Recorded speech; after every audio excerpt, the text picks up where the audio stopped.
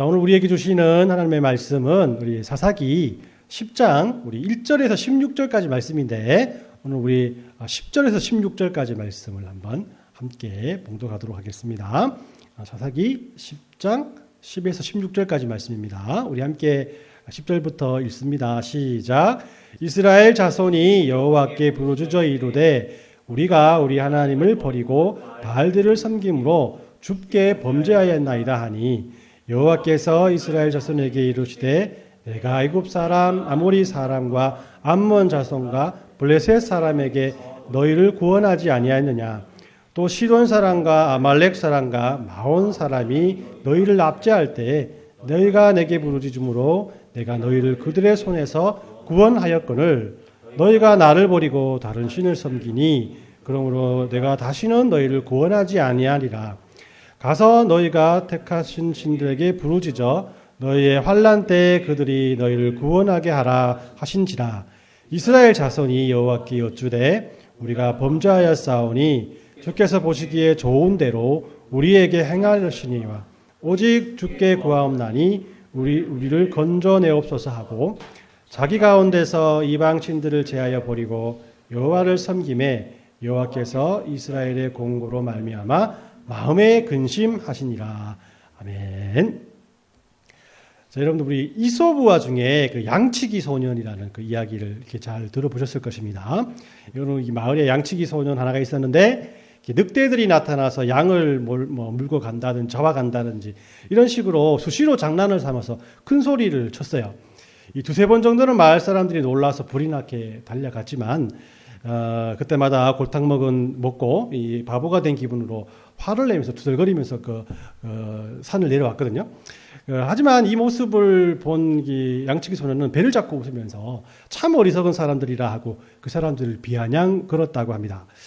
그런데 어느 날 진짜로 늑대가 나타나서 양을 잡아먹거나 물어가기 시작했거든요. 근데 양치기는 이번에는 절대로 거짓말이 아니라고 진짜라고 소리를 치면서 마을 사람들에게 도와달라고 호소를 했으나 이 마을 사람들은 이번에는 절대 속지 않는다 하고 한 명도 그를 도와주러 갔지 않았다는 거죠.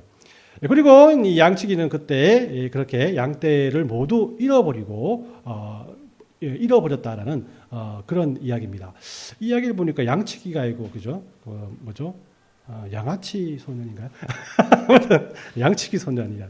자, 이 이야기는 계속되는 거짓말은 모든 사람들의 믿음과 신뢰를 깨뜨리고 또 결국은 이 파행에 이르게 된다라는 교훈을 우리에게 주곤 합니다. 거짓말하지 말라, 사람들을 속이지 말라. 계속 속을 것 같지만은 결국에는 그 속이는 사람이 위기에 처하게 된다는 것이 이 이야기의 교훈인 것 같습니다. 오늘 읽은 사사기 10장은 아비멜렉의 3년 천하죠. 3년 천하가 끝이 나고 이스라엘 사람들에게 일어났던 일들을 우리에게 말씀을 해주고 있거든요. 총 18절로 이루어진 10장을 이 두 부분으로 이렇게 나눌 수가 있는데, 1절에서 5절까지는 돌라와 야일이라는 새로운 사사들에 대해서 언급을 하고 있고요. 또 6에서 18절까지 말씀은 이스라엘의 반복되는 범죄에 대해서 설명을 해주고 있습니다. 먼저 오늘 함께 읽지는 않았지만은 1절에서 9절까지의 말씀의 내용들을 간략하게 생각해 본다면 1절과 2절은 돌라 사사에 대한 것, 또 3절에서 6절까지는 야엘이라는 사사에 대해서 우리에게 소개하고 있죠. 이 돌라와 야일에 대한 설명은 매우 간단합니다. 그래서 우리가 앞에서 살펴보았던 삼갈사사 이야기가 있잖아요. 그죠? 삼갈사사 이야기가 두 절로 이루어져 있는 것처럼 이 돌라 사사에 대한 설명도 두 절로 이루어져 있어요. 그래서 그 내용을 한번 살펴보면 특이한 것이 그가 아비멜렉의 후에 일어났다, 또 이스라엘을 구원하였다라고 1절이 우리에게 말씀을 해주고 있고요. 또 그가 23년 동안 사사로 있었다라고 2절 말씀을 통해서 말합니다. 그러니까 돌라라는 사사는 과거 그가 사사가 된 것이 바로 아비멜렉 후에 있었고, 또 그가 다른 것 없고 23년 동안에 아주 사사로서 일을 잘했다라고 끝나는 거예요. 이 아비멜렉의 이유라라고 말하는 것은 무슨 의미겠습니까? 아비멜렉의 사건은 이스라엘 백성들에게 이방 사람들과의 싸움이나 전쟁에 의한 아픔이 아니라 이스라엘 민족들 간에 민족 안에 있었던 어떤 민족 상전의 비극, 6.25와 같은 그런 그 일들이었잖아요. 그러니까 이런 민족 안에서 일어났던 아픔을 치유하고 회복시켜야 할 시기에 돌라를 하나님께서 부르셨고 또 그는 이후에 23년 동안에 이스라엘 안에 팽배해 있던 지파 간의 갈등과 고통들을 회복시키는 데 최선을 다한 그런 사사다라는 것을 우리에게 이렇게 말씀해 주고 싶었던 거죠. 자, 그리고 야일의 이야기가 나오는데, 그죠? 야일은 이 돌리와 마찬가지로 간단하게 소개하고 있는데 3절, 4절에 그의 특징에 대해서 이렇게 말합니다. 그가 22년 동안에 이스라엘의 사사가 되었고 그런 아들 30명이 있었고 어린 낙이 30마리를 탔고 또 성읍 30을 두었다라고 이렇게 설명을 하고 있어요. 야엘의 아들이 30명을 두었다는 것은 그가 여러 명의 아내를 거느렸다는 말이잖아요. 그죠? 그만큼 그가 큰 부자였다는 것을 말하고 그 아들들이 나귀를 한 명이 한 명씩 탔고 또 아들의 한 명씩이 한 개의 성읍을 다스렸다. 30개의 성읍을 다스렸다라는 설명 역시 그가 아주 큰 부를 누리고 있다는 것을 의미하고 있는 겁니다. 이 야일이 사사로 있었던 시기에 그가 했던 치적을 설명하는데 이런 설명을 하는 이유가 무엇인가? 그가 22년 동안에 이스라엘 사사로 있을 때 이만큼이나 평화롭고 또 안정적이었다는 것을 설명해 주고 있는 겁니다. 여러분들 나귀는 당시에 지금으로 말하면 이제 자가용이라고 할 수 있거든요. 그러니까 뭡니까? 어떤 말입니까? 아이들한테 한 명씩 자동차 한 대씩을 탈 수 있는 자가용의 시대, 그죠? 자가용의 시대. 그만큼 부유함이 당시 야일의 시대였다는 것을 우리에게 알려주고 있습니다. 그러니까 돌라와 야일의 시대는 그렇게 태평성대의 그런 시대였다라는 것을 먼저 우리에게 말씀을 합니다. 그럼 이 45년의 기나긴 태평성대를 지내는 이스라엘 사람들의 영적인 상태는 어땠을까? 지금까지 사사기를 읽으면서 우리가 알 수 있는 것은 사사들과 이스라엘의 후손들이 물질적으로 부해지면 권력을 탐하는 사람들이 생겨나게 되고 이는 곧바로 곧 우상숭배로 이어진다는 그 사실입니다. 이런 사사 시대의 패턴을 생각하면 돌라와 야일의 시대에 펼쳐진 태평성대는 또 우리들에게 또 다른 불안감을 안겨다 주는 것이죠. 그래서 이게 6절에서 18절까지 펼쳐지는 이야기는 돌라와 야일의 죽음 이후에 우리들이 예상했던 이스라엘 백성들의 모습을 서슴없이 보여준다라는 것이죠. 이스라엘은 이 평안의 기간에 하나님과 가까이 지내지 못했다라는 것, 도리어 하나님을 떠나서 이방 신들을 섬기기 시작했다라는 것입니다. 6절 말씀을 제가 읽어드립니다. 이스라엘 자손이 다시 여호와의 목전에 악을 행하며 바알들과 아스타롯과 아람의 신들과 시돈의 신들과 모압의 신들과 암몬 자손의 신들과 블레셋 사람들의 신들을 섬기고 여호와를 버리고 그들을 섬기지 아니함으로라고 되거든요. 여기서 이스라엘 백성들이 섬긴 신들이 모두 7종류나 될 정도로 많았다는 것에 대해서 우리는 놀라지 않을 수가 없다는 것이죠. 자, 그만큼 그들이 영적으로 혼탁했다는 것이고 그들이 하나님을 마음에 두지 않았다는 것을 우리들에게 보여주고 있는 것입니다. 그리고 이들이 섬긴 우상이 7개인 것은 또 히브리 문화에서 7이 완전 숫자나 그죠? 그러니까 꽉 차고 만연해 있다는 것을 보여주는 것이 7이라는 숫자인데 그러니까 이스라엘 사람들이 섬긴 우상들이 7개라는 것은 그 7개가 아니라 그들의 영적인 부분에서 하나님이 들어갈 자리가 없을 정도로 그들의 모든 마음과 영혼들이 바로 우상으로 충만했고 가득 찼다. 그만큼 이들은 영적으로 타락했다라는 것을 우리가 설명해 주고 있는 것입니다. 여기에서 하나님께서 이제 등장하게 되죠. 또 하나님께서는 이런 이스라엘을 그냥 내버려 두시지 않고 7절에서 9절까지 말씀에 이렇게 말씀합니다.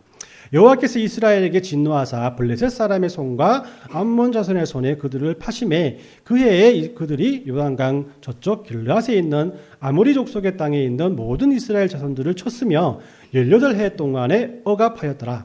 암몬 자손이 또 요단을 건너서 유다와 베냐민과 에브라임 족속과 싸움으로 이스라엘의 공고가 심하였더라라고 이렇게 말씀을 합니다. 이 하나님께서 이런 이스라엘에게 블레셋과 암몬 자손과 아모리 자손들을 보내어서 18년 동안에 그들을 괴롭게 했다라는 것이죠. 하나님보다 더 좋다고 하나님을 떠나서 그들 스스로가 섬겼던 이방신들에게 이스라엘 백성들은 도리어 침략을 당하게 되고 또 그들의 괴로움은 더욱더 심해졌더라라는 겁니다. 이 적들에 의해서 에워싸여서 꼼짝하지 못하게 된 이스라엘 백성들은 드디어 하나님께 부르짖게 됩니다. 10절 말씀해 보면 이스라엘 자손이 여호와께 부르짖어 이르되 우리가 우리 하나님을 버리고 바알들을 섬김으로 주께 범죄하였나이다 하니라고 말하죠. 이 사사기의 패턴으로 본다면 이스라엘이 고통 속에 있을 때 하나님께서는 사사들을 보내주셔서 그들에게 응답해 주었죠. 그러나 이번에는 하나님께서 또 다른 모습을 이스라엘 백성들에게 보여줍니다. 하나님께서 이스라엘의 부르짖음에도 불구하고 하나님께서 반응을 보이기는커녕 오히려 또 이것들을 거부하고 있다는 사실을 우리가 알 수 있죠. 13절 말씀에 너희가 나를 버리고 다른 신을 섬기니 그러므로 내가 다시는 너희를 구원하지 아니하리라 라고 말씀을 합니다. 예상하지 못했던 하나님의 대답에 이스라엘 백성들은 놀랐지만 또 그럼에도 불구하고 이 다른 대안이 없었기 때문에 이스라엘 백성들은 계속해서 하나님 앞에 진짜 회개했습니다 하고 다시 한번 하나님께 도움을 구하게 되죠. 그럴 때 하나님께서는 그들의 부르짖음과 그 부르짖음의 진정성에 대해서 다시 한번 생각하게 되고 또 16절 말씀을 통해서 이스라엘의 공고를 인하여 마음에 근심하느니라라고 말씀하시면서 오늘 말씀을 끝맺고 있다는 것입니다. 오늘 이 말씀을 읽으면서 가장 먼저 생각났던 것이 제가 설교를 시작하면서 여러분들에게 말씀드린 양치기 소년, 양아치 소년의 그런 이야기란 것이죠. 이스라엘 백성들은 지금까지 양치기 소년처럼 잘못한 것이 있으면 회개하고 다시 그러지 않겠다고 약속하지만 다시 하나님께 범죄하고 어려움을 당하고 또 회개하고 하나님께 또 용서하시는 어떤 면에서는 사사기의 모든 이야기가 양치기 소년의 이야기와 별반 다른 것이 없기 때문이란 겁니다. 그리고 양치기 소년의 이야기의 마지막이 그랬던 것처럼 본문의 말씀도 이제 더 이상 이스라엘 백성들 용서하지 않겠다라고 말씀을 맺고 있다는 것이에요. 저는 오늘 이 본문의 이야기에서 이번만은 용서하지 않으시겠다라는 이 마지막 부분에 하나님의 그 한숨 소리에 눈길이 갑니다. 그리고 왜 하나님은 이스라엘의 부르짖음을 이렇게 냉소적으로 대했는가? 또 왜 하나님은 이스라엘의 부르짖음에 근심하고 있는가라는 이 두 가지의 질문에 대한 답을 찾아보려고 합니다. 이 질문들이 우리의 삶 속에서 어떤 은혜를 주시는지에 대해서 오늘 이 시간은 함께 나누는 귀한 믿음의 시간이 되었으면 합니다. 먼저 왜 하나님은 이스라엘의 부르짖음을 냉소적으로 대했나라는 것이죠. 하나님의 성난 목소리는 특히 14절에 에서 크게 일어나는데 14절 말씀 보면 가서 너희가 택한 신들에게 부르짖어 너희의 환난 때에 그들이 너희를 구원하게 하라 하신지라라고 이렇게 말씀하거든요. 이 말씀은 하나님께서 이스라엘의 회개가 갖는 의미를 잘 파악하고 있다는 것을 우리에게 보여주고 있어요. 이스라엘에게 이용당하고 버림받은 경험이 있는 그것도 한 번이 아니라 여러 번 배신당했던 하나님의 아픈 마음을 이해할 수 있다는 것이죠. 그러나 이스라엘 백성들은 또다시 하나님께 회개를 합니다. 우리가 범죄하였습니까? 우리가 범죄했습니까? 하나님께서 너희가 택하신 신들에게 부르짖으라고 말씀을 하셨지만 그들은 계속해서 하나님만을 바라보고 하나님께만 기도하는 모습을 우리에게 보여준다는 것이죠.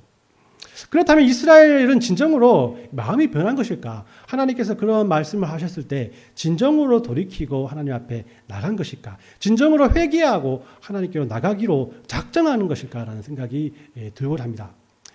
그렇지만 우리 정황상 보면 이스라엘은 하나님께 부르짖기 전에 먼저 우상에게 가서 부르짖었을 것이다 라고 생각할 수 있어요. 그러나 그들의 신이 아무런 응답을 하지 않자 그제서야 마지막 수단으로 하나님께 나왔다는 것이에요. 이 마음을 다 하셨기 때문에 하나님께서는 이스라엘의 부르짖음에도 불구하고 가서 너희가 섬기던 이방신들에게 부르짖으라라고 그들에게 책망하고 있다는 것이에요. 그들에게 냉소적인 모습으로 대한 그 이유가 바로 이러한 이유에 있다라는 것입니다. 우리는 하나님을 최후의 보루로만 생각하고 신앙생활을 할 때가 너무나 많습니다. 다른 것은 다 해보고 결국 안 되면 하나님을 찾는다라는 것이죠. 물론 세상적인 방법들이 우리에게 유익이 있는 경우가 틀림없이 있습니다. 하지만 먼저 하나님께 모든 것을 맡기는 마음으로 기도하면서 하나님께서 지혜를 주시면 그 지혜를 가지고 일해 나가는 것과 또 하나님께 물어보지도 않고 또 기도하지도 않고 우선 우리들의 생각과 계획만을 가지고 일하는 것은 우리들에게 진정된 관심을 가지고 계시고 우리들을 항상 바라보고 계시는 하나님의 입장에서는 전혀 다른 모습일 수 있다는 것이에요. 여러분, 여기에서 우리의 모습을 발견하지 않습니까? 저는 이런 우리들의 모습을 생각하면서 오늘 14절 말씀을 보니까 문득 무서운 생각이 들었습니다. 하나님께서 나에게 네가 하나님인 나보다 더 의지했던 것한테 가서 부르짖어 봐라. 네가 물질이 많으면 또 건강이 좋다면 모든 것이 된다면서 교인들이 많고 교회만 크면 더 잘할 수 있다면서 이 문제만 해결되면 다 된다면서 그러면 나한테 오지 말고 거기에서 이 문제를 해결해 달라고 잘못했다고 그거 붙들고 부르짖어 봐라라고 말씀하실까 두렵다는 것이에요. 우리는 물질이 건강이 우리에게 유리한 상황과 또 좋은 직장과 권력과 힘이 우리들의 궁극적인 문제를 해결할 수 없다는 것을 알면서도 왜 그 앞에서 얼쩡거리면서 빨리 하나님 앞으로 모든 것을 내려놓고 나가지 못하는 것일까요? 용을 쓰며 해보려고 하다가 안 되면 그제서야 하나님 내가 잘못했습니다라고 하나님 앞에 나가는 것일까요? 마치 우리 어릴 적에 그렇잖아요, 그죠? 세탁기나 라디오, 컴퓨터 고장 났을 때 이거 정도면 고칠 수 있지 않을까 하는 마음으로 무조건 뜯다가 또 고장이 나서 예스 기사를 부르거나 다시 사게 되는 경우를 바라보는 이 부모님의 마음이 왜 지금에서야 이해가 되는 것일까요? 여러분들 유명한 말씀 있지 않습니까? 진료는 의사에게, 약은 약사에게. 이 모든 것은 하나님께 의탁하는 것. 이것이 연약하고 부족한 우리들이 할 수 있는 최선의 방법이요 최고의 방법을 믿으시길 바랍니다. 자, 두 번째, 왜 하나님은 이스라엘 백성들의 부르짖음에 근심하고 있는가라는 것이에요. 이스라엘의 부르짖음, 즉 이스라엘의 그 회개를 왜 근심하는 마음으로 바라만 보고 계신가라는 것이에요. 16절 말씀을 보면 자기 가운데서 이방신들을 제하여 버리고 여호와를 섬김에 여호와께서 이스라엘의 공고로 말미암아 마음에 근심하시느니라라고 말씀합니다. 이 성경은 자신들의 우상을 부수고 하나님 앞에서 진정성을 보이며 회개했던 이스라엘 백성들의 모습을 보면서 이스라엘의 공고로 말미암아 하나님께서 마음에 근심하였더라라고 이렇게 말씀을 하고 있습니다. 근심이라고는 말할 수 없는 어떤 면에서 전지전능하신 분이 하나님 아니겠습니까? 본문에서 그런 하나님께서 본문에서 근심하고 있는 이유는 분명히 우리에게 말씀을 하고 있죠. 바로 앞에 나와 있지요. 이스라엘의 공고로 인해라고 말씀을 하고 있습니다. 하나님께서는 이스라엘의 공고로 인해서 마음에 근심을 하신다라는 것이에요. 여기서 공고라는 것은 히브리 말로는 힘든 일, 고통과 고난 등을 가리킨다고 합니다. 그러니까 하나님께서 근심하신 이유는 이스라엘이 당한 고통 때문이라는 거죠. 이스라엘이 당할 그 고통과 고난 때문에 하나님은 그의 마음속에 근심을 하고 계시다라는 것입니다. 하나님은 그의 백성이 또다시 자신을 배반할 것을 아시면서도 그들에게 다가올 힘든 일들을 생각하면서 지금 근심하고 계시다라는 것이에요. 하나님께서 근심하신 이유는 하나님의 공의와 또 용서라는 의미를 잘 새겨볼 때 이해가 빠를 수 있습니다. 여러분, 하나님은 공의의 하나님 아니십니까? 그죠? 하나님은 공의의 하나님이란 것은 하나님께서는 불법과 함께하지 못한다는 것이에요. 하나님의 백성인 이스라엘 사람들이 하나님 이외에 다른 신을 섬기는 것은 율법으로 볼 때는 불법입니다. 법을 어기면 그에 따른 벌을 받게 되죠. 근데 그 벌은 징계가 목적이 아니라 교화가 목적인 거예요. 이스라엘은 다른 나라의 침략을 받고 고생하면서 다시금 하나님을 찾는 교화의 과정을 거치게 됩니다. 하나님이 이 모든 것을 용서하시고 다시 이스라엘에게 평화가 온다는 것입니다. 그런데 이제 하나님은 이런 반복되는 이스라엘의 배신을 지금은 이제 좌시하지 않겠다라고 말씀하는 겁니다. 그러나 그렇다고 해서 하나님께서 이스라엘 백성들을 버려버린다면 어떤 일이 일어나겠습니까? 그들이 당할 고통을 하나님께서는 아시고 다시 용서하실 것인가? 아니면 이번에는 정말 저들을 멸망의 길을 가도록 그냥 내버려 둘 것인가? 이런 선택의 기로에서 하나님께서는 지금 근심하고 있다는 것이에요. 하나님께서 근심하신다고 성경이 굳이 표현하는 의미가 바로 무엇이겠습니까? 하나님을 근심하게 할 만큼 이스라엘 백성들이 하나님의 반복되는 용서를 의미 있게 받아들이지 않았다라는 것을 강조하기 위한 것이라는 겁니다. 우리는 어떤 면에서 계속 반복적으로 우리를 용서하시는 하나님의 은혜에 살아간다고 할 수가 있어요. 여러분들이 하나님 앞에 회개할 때 하나님께서 이번에는 안 돼 하고 여러분들의 회개를 난 용서하지 않을 거야 라고 여러분들 앞에 응답한 적이 있습니까? 예, 여러분들 아마도 여러분들이 수천 번 태어나서 지금까지 수천 번 수만 번의 회개를 할 때도 하나님 지금은 안 돼, 이번에는 안 돼 라고 여러분들의 회개를 받아들인 적은 한 번도 없을 것입니다. 다 용서해 줄 것을 알고 우리가 기도하기 때문이죠.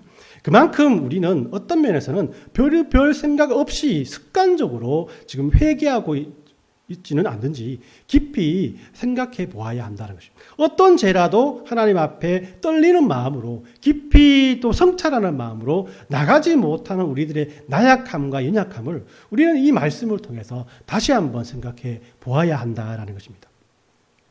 오늘 말씀을 정리해 봅니다. 오늘 우리는 이스라엘 백성들의 회개에 등을 돌리시는 우리가 지금까지 알아왔던 진나갔던 방탕한 둘째 아들도 조건 없이 용서하셨던 그런 하나님이 맞을까라는 할 정도로 냉정하게 이스라엘을 바라보시는 하나님을 발견하게 됩니다.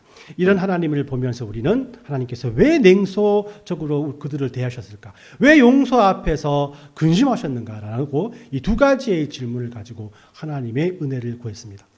이스라엘은 반복적이고 습관적인 죄를 범하면서 그와 함께 반복적이고 습관적인 회개를 하나님 앞에 올려드렸어요.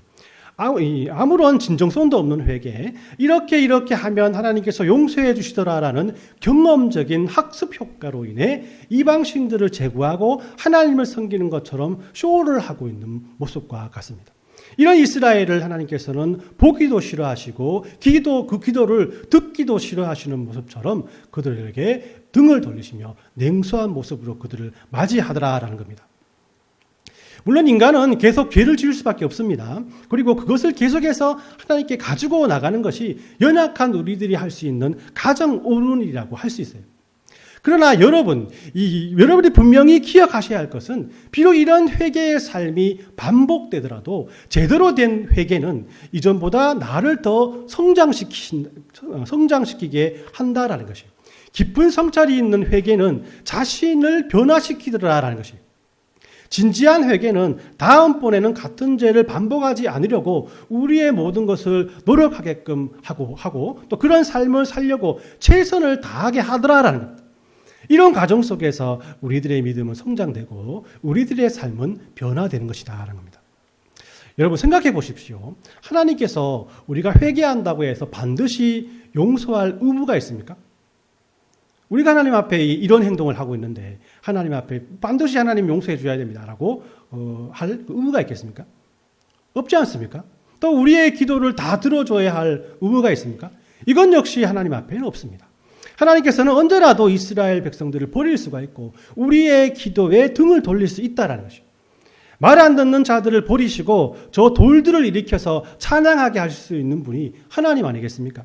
그럼에도 불구하고 하나님은 우리를 떠나지 않으시고 우리의 기도에 귀를 기울여주시고 우리의 문제에 함께 고민하고 하나님의 뜻을 우리에게 제시하시는 분이시라는 거예요. 그러나 이런 하나님은 그런 분이시야. 하나님은 이런 분이시기 때문에 이 정도만 해도 괜찮아 하고 우리의 못된 습관을 버리지 않는다면 하나님께서는 때론 등을 돌리시며 냉소적이게 우리에게 대할 수 있으시고 때론 근심하는 모습으로 우리들의 이런 모습을 바라보실 수 있으시다라는 것이에요. 우리는 이런 하나님 앞에서 이런 우리의 연약함들을 하나님의 은혜와 사랑 가운데 구해달라고 또 이런 우리에게 함께 해주시는 그 하나님의 은혜와 사랑들을 가지고 하나님 앞에 나가게 해달라고 기도해야 하며 이런 연약한 모습을 오늘 본문에서 우리가 발견해야 한다는 것입니다. 목적으로 이 한 주간은 계속 이게 계속 죄를 짓지만은 그와 함께 진정으로 회개함으로 어떤 면에서 우리가 그리스도의 장성한 분량까지 자라나는 자가 되어서 정말 우리 진정된 회개를 통해서 하나님 앞에 다시금 회개하지 않는, 다시금 회개하더라도 더 높은 차원에서 하나님을 바라볼 수 있는 마음으로 하나님께 나가게 해달라고 기도하는 저와 여러분들 되시길 예수님의 이름으로 축원합니다. 아멘.